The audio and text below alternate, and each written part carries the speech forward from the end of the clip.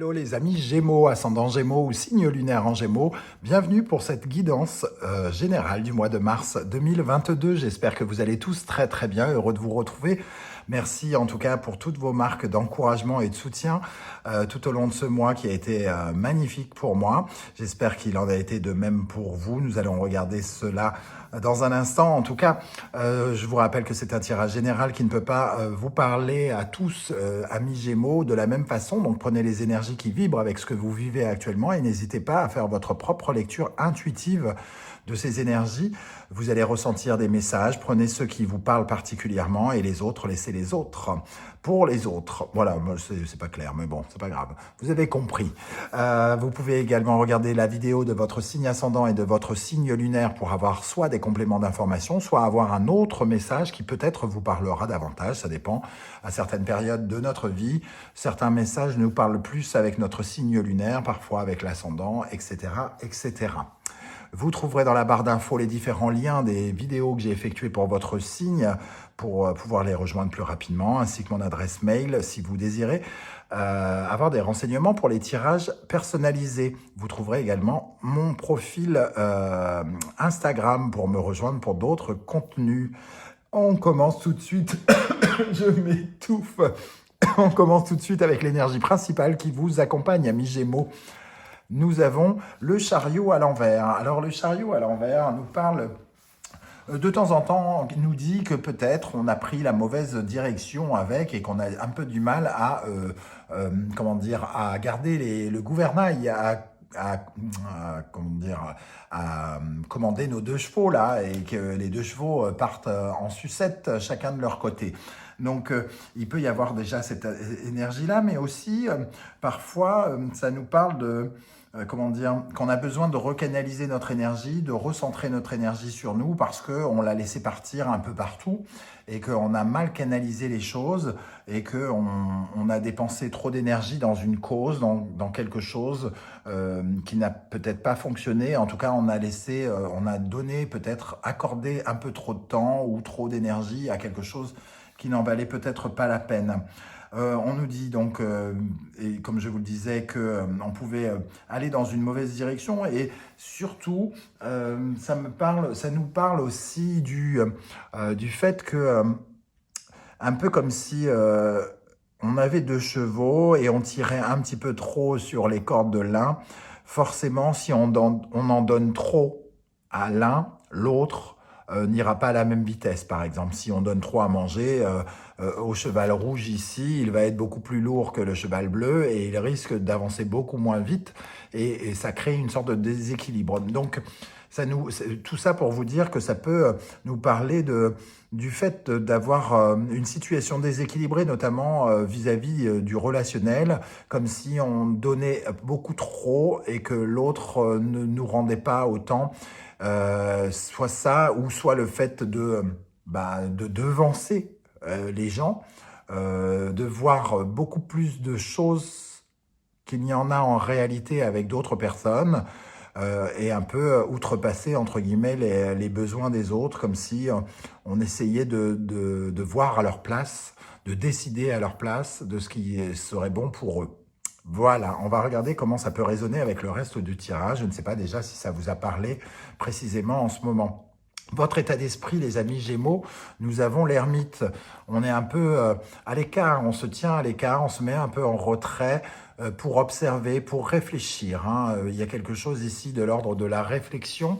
Votre état d'esprit, c'est de réfléchir à quelque chose, soit qui est lié au passé ou quelque chose qui n'a pas fonctionné, qui tourne au ralenti, qui vous a fait tourner au ralenti. Soit on vous rejette, soit vous mettez vous-même à l'écart, mais en tout cas, l'ermite, il se retrouve un peu seul pour méditer, pour réfléchir, pour regarder son parcours et savoir, en regardant dans le passé, comment il va pouvoir avancer dans le futur. Bon.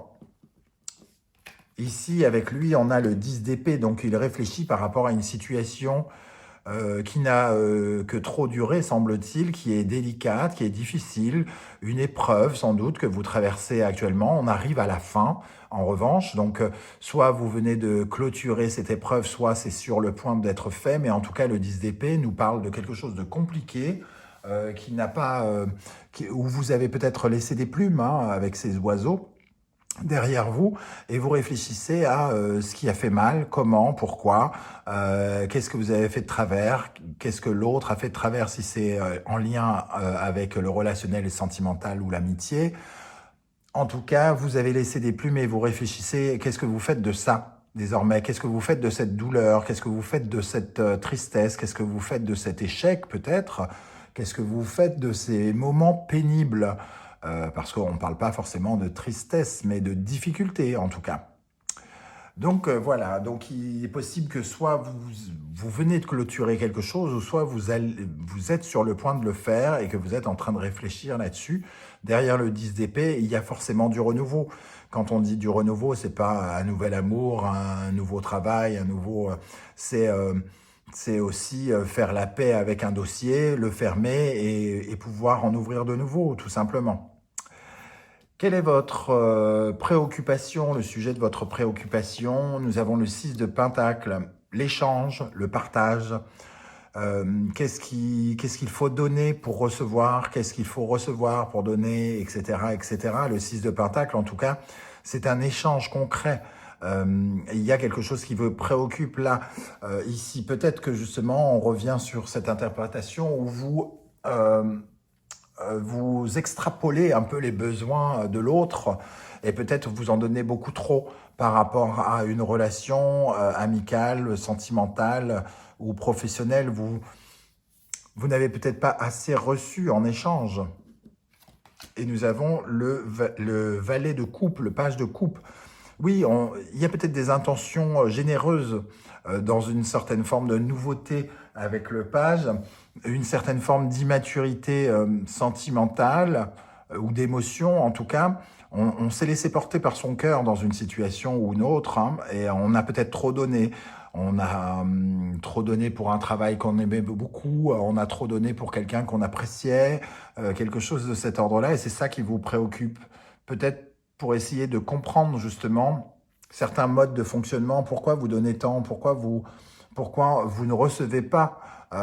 Essayez de réfléchir avec beaucoup de sagesse sur ce côté énigmatique qui peut être lié avec votre cœur, pas forcément le sentimental, mais avec votre cœur, avec votre générosité. Il y a quelque chose de généreux ici, mais c'est votre préoccupation, donc il y a quelque chose de déséquilibré par rapport à votre générosité. Vous êtes trop généreux, vous donnez trop, et il est question ici de comprendre ce qu'il faut améliorer ou ce qu'il faut changer peut-être pour soit ne pas se faire avoir, soit ne pas, en tout cas que ça soit plus équitable tout simplement pour vous et pour les autres.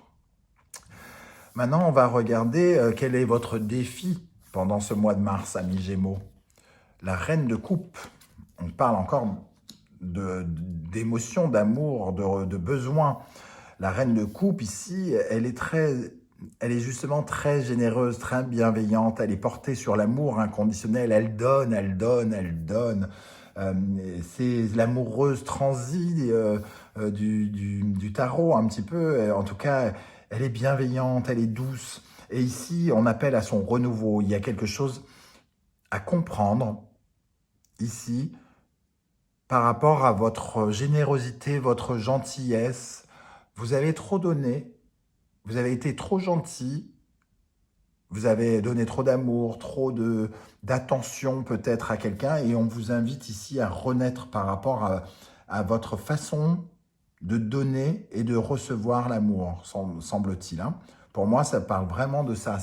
Ça me semble assez essentiel dans ce tirage en tout cas. Reine de coupe, jugement. Qu'est-ce qu'on a sur la reine de coupe et le jugement pour les Gémeaux en mars 2022? Le 10 de coupe. Votre relation au bonheur, et en plus on a le 2 de coupe ici, donc ça peut être vraiment en lien pour beaucoup d'entre vous avec le sentimental, le relationnel, la collaboration avec quelqu'un. Vous avez été trop généreux, trop donné, et vous avez une vision du bonheur qui peut parfois être un peu erronée. Vous pensez que sous prétexte que vous donnez beaucoup, que vous apportez beaucoup, ça va forcément être payant et qu'on va peut-être énormément vous redonner derrière. Et j'ai le sentiment que on vous invite à revoir votre copie par rapport à votre générosité amoureuse. Il faut savoir en garder sous le pied et surtout, il faut garder de cet amour pour vous-même. Parce que ici, le jugement, c'est se révéler à soi-même. Et donc, il est question de garder un peu cet amour pour soi.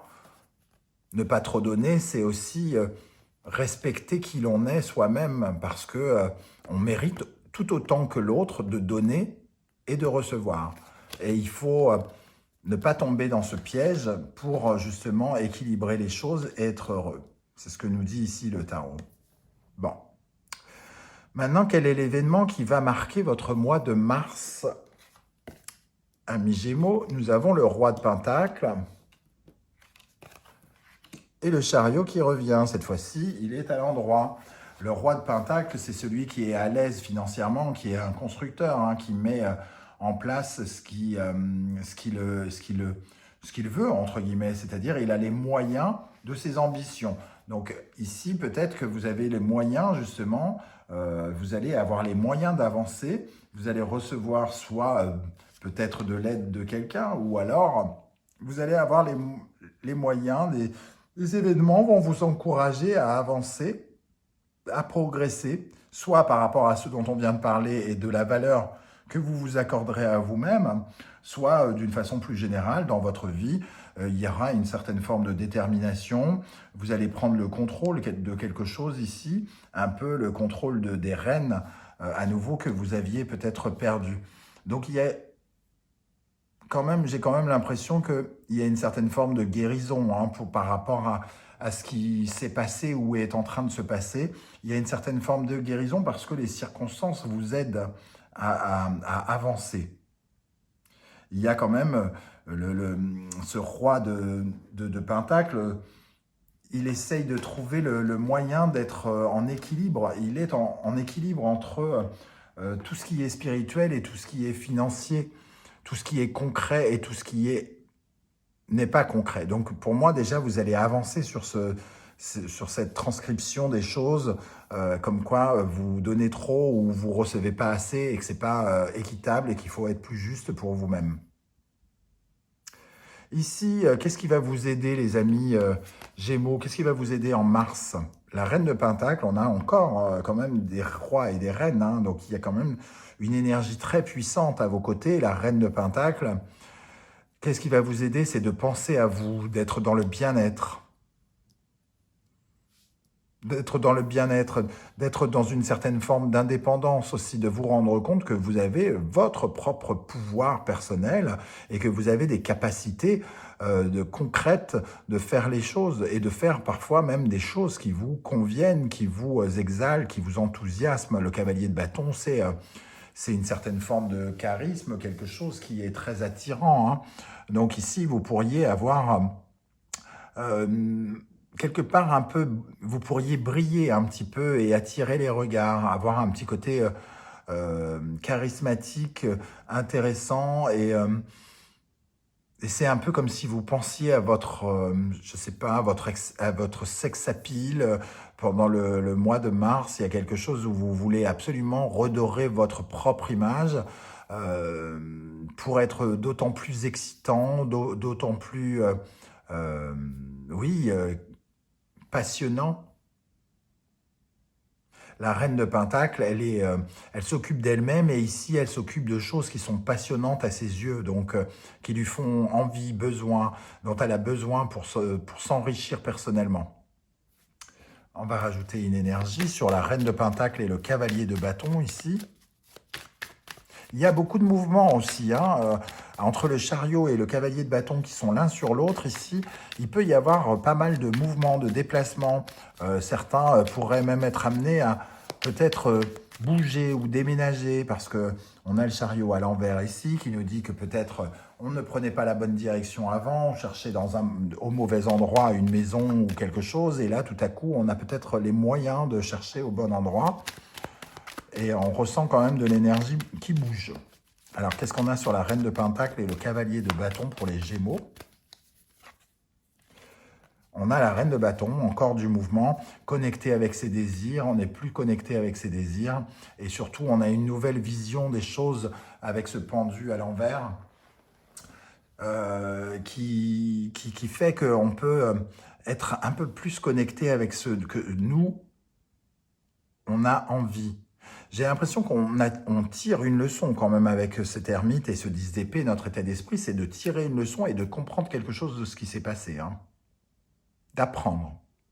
Je ne sais pas si si vous avez déjà tiré des leçons de la même chose et que vous avez reproduit la même erreur, mais si ce n'est pas le cas, il est possible que vous ayez envie de comprendre ce qui s'est passé et que vous ne voulez surtout plus recommettre cette erreur. Qu'est-ce qui pourrait vous freiner ici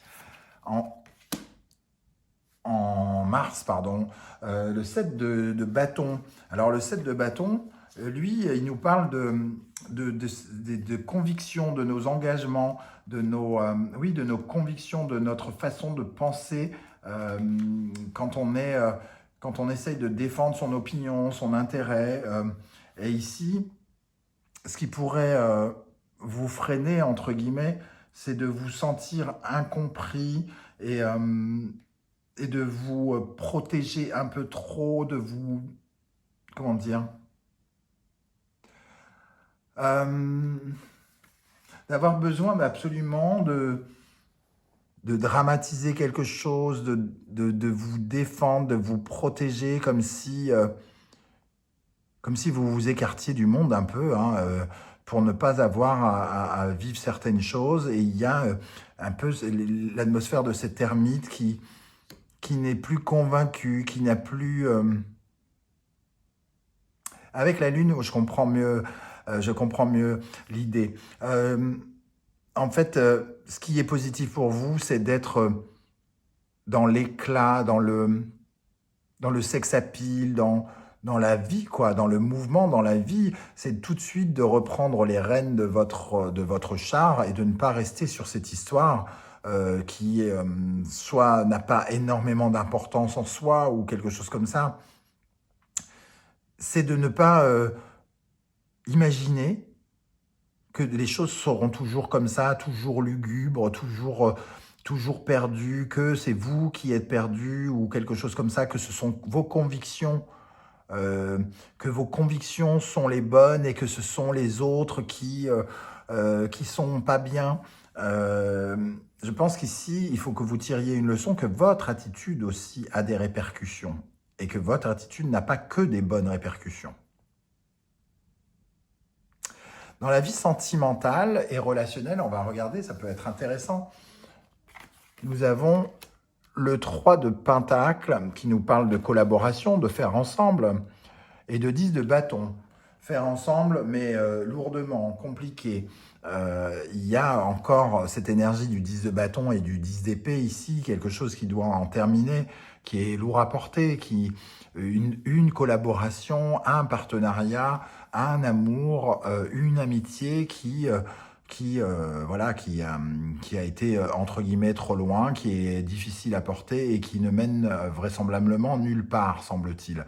En tout cas, elle n'est pas riche d'enseignements parce que, du moins, ça peut être riche d'enseignements, pardon, mais je veux dire, voilà, il y a quelque chose qui ne semble pas aboutir et qui fait qu'on se retrouve face à un nouveau commencement ici.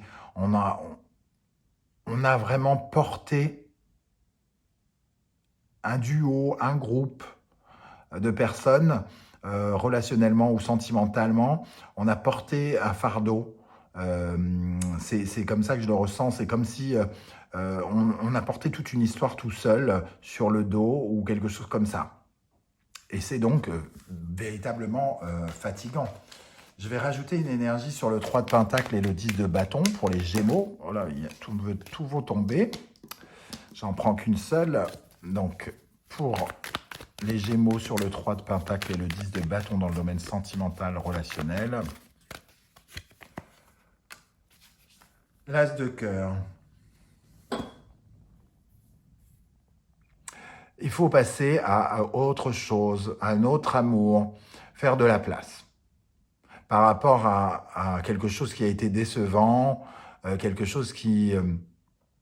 C'est vous hein, qui peut-être qui vous êtes peut-être déçu par rapport à vous êtes un peu déçu par rapport à quelqu'un, j'ai l'impression. C'est pas forcément amoureux, hein, ça peut être amical. Euh, vous avez mis peut-être trop d'espoir sur une relation, sur un partenariat, et en fait, ben, vous avez peut-être ça vous a fait un peu perdre confiance en vous en quelques instants, mais il est question ici d'avoir confiance en vous. Il n'est pas question de sombrer justement dans des convictions où c'est de ma faute, c'est toute ma faute, c'est toute ma faute. Non, vous avez fait preuve de beaucoup d'amour, beaucoup de générosité. La seule faute que vous avez commise, c'est d'en donner trop et de ne pas vous en accorder assez à vous. C'est ce que je ressens en tout cas. Bon, dans le domaine. Alors bien sûr, c'est un tirage général, donc nous abordons le sentimental et le relationnel, mais très succinctement, mais vous pouvez retrouver les guidances sentimentales que je propose tous les mois, qui sont beaucoup plus longues, hein, si ça vous intéresse. Maintenant, le sentimental, après le sentimental, le professionnel et la vie quotidienne, pareil, hein, il y a une guidance tout à fait spécifique pour ça. On retrouve cette lune hein, ici dans le professionnel. En tout cas, il y a des incertitudes, il y a des doutes. Peut-être que notre morale est un peu en berne avec le 3 d'épée. Ici, on a l'impression que peut-être les choses se font... la première chose qui m'est venue en tête, c'est les choses se font sans vous. J'ai comme l'impression qu'on a le sentiment que les choses se font sans nous et qu'on est un peu perdu parce que finalement on a une sorte de vague à l'âme. Alors peut-être que c'est parce qu'on a vécu quelque chose avec quelqu'un que tout à coup on n'a pas vraiment le goût de travailler, on n'est pas vraiment d'humeur à travailler et à exploser de joie, ou alors c'est vraiment dans le domaine professionnel où quelque chose a été très décevant et on ne voit pas vraiment la lumière là tout à coup.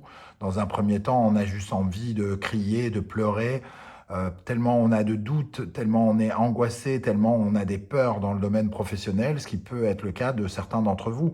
Vous ne savez pas quelle direction prendre. Vous êtes avec le chariot à l'envers, donc vous avez l'impression d'avoir pris un mauvais chemin. Et ça se retrouve pour certains d'entre vous ici, où effectivement, vous êtes au bout d'une impasse. Il y a comme un parfum d'impasse ici. Qu'est-ce qu'on a avec la lune et le 3 d'épée pour les Gémeaux? Qu'est-ce qu'on a avec la lune et le 3 d'épée pour le professionnel en mars? Et ça nous parle du 3 de Pentacle qu'on retrouve ici. Donc ça a des répercussions. Soit on parle d'une collaboration, d'un partenariat professionnel, et évidemment ça a des répercussions dans le professionnel. Soit on parle de sentiments, d'amitié ou quelque chose, et que ça a des répercussions dans le professionnel, parce que vous n'avez pas trop le moral, semble-t-il. Il y a une sorte de phase de chagrin ici, que vous emmenez avec vous dans la vie quotidienne et donc au travail d'une certaine manière. Bon. Comment vous vous sentez à l'intérieur de vous? Bon, on retrouve le 3 d'épée. Hein, donc, à l'intérieur, vous êtes blessé, abîmé, vous avez mal, vous avez peur. Du moins, vous avez peur. Non, pas vraiment peur. Plutôt, vous êtes blessé, vous avez mal, vous êtes triste, quelque part. Il y a quelque chose que vous n'arrivez pas à cacher. L'impératrice.